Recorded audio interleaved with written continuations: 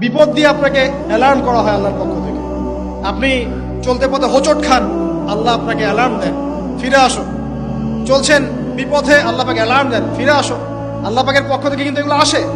আল্লাহ পাক আদম এবং হাওয়া আলাইহিস সালাম এবং আদম সন্তান সবাইকেই সৃষ্টি করেছেন। উদ্দেশ্য হচ্ছে আল্লাহ পাক আমাদেরকে জান্নাত দিতে চান। আল্লাহ পাক চান যে আমরা যেন জান্নাতে যাই।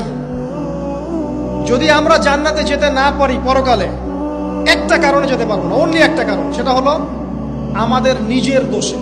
একটা কারণ, যারা জাহান্নামে যাবে মানুষ এবং জিনদের মধ্যে, নিঃসন্দেহে মহাবিশ্বে তারা ছাড়া জাহান্নামে যাওয়ার উপযুক্ত কেউ ছিল না। ও জাহান্নামে যাওয়ার উপযুক্ত ছিল বলেই আল্লাহ পাক তাকে জাহান্নামে পাঠাবেন। আর যারাই জান্নাতে যাবে প্রত্যেকেই শুধু আমলের বদৌলতে যাবে না, বরং আল্লাহ পাকের রহমতেই যাবে। কেউই তার আমল দিয়ে জান্নাতে যেতে পারবে না।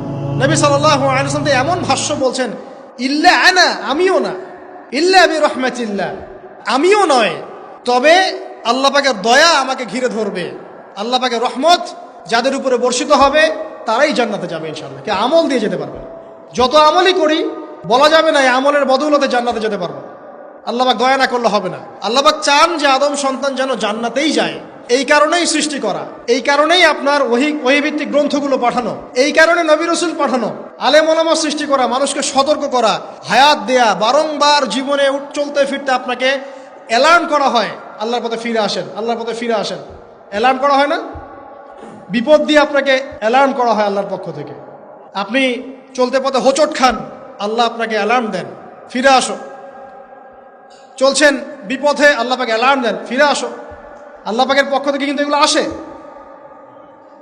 অদ্ভুত একটা হাদিস বললাম, অদ্ভুত বলতে বলছি অ্যামেজিং হাদিস, যে একজন সাহাবী বলছেন, সালমান রাদিয়াল্লাহু আনহু, তিনি বলছেন যে যখন মুমিনের উপর বিপদ আপদ বালা মুসিবত আসে, তখন মুমিনের এই বিপদ আপদ বালা মুসিবত রোগ শোকের বদৌলতে আল্লাহ পাক তার গুনাহগুলোকে মাফ করে দেন এবং তার মর্যাদাকে বাড়িয়ে দেন, এবং সে আল্লাহর দিকে ফিরে আসার অনুশোচনা করার সুযোগ পায়।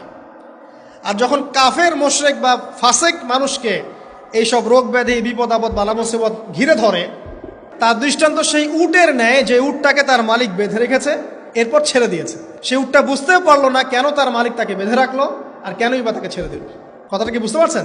যারা আল্লাহ দ্রোহী, তাদের উপর যখন বিপদ আপদ বালা মুসিবত আসতে থাকে, তারা বুঝে না যে কি জন্য আসলো আর কেন চলে গেল। কিন্তু মুমিন ব্যক্তি যারা মুসলিম, আল্লাহর অনুগত, তাদের বিষয়টা হচ্ছে এমন, বিপদ আপদ বালা মুসিবত রোগ ব্যাধি তাদেরকে আল্লাহর দিকে ফিরিয়ে নিয়ে আসবে। দেখুন, এই যে পৃথিবীতে নামিয়ে দেয়া, এরপর আল্লাহর পক্ষ থেকে ঐশী গ্রন্থগুলো পাঠানো,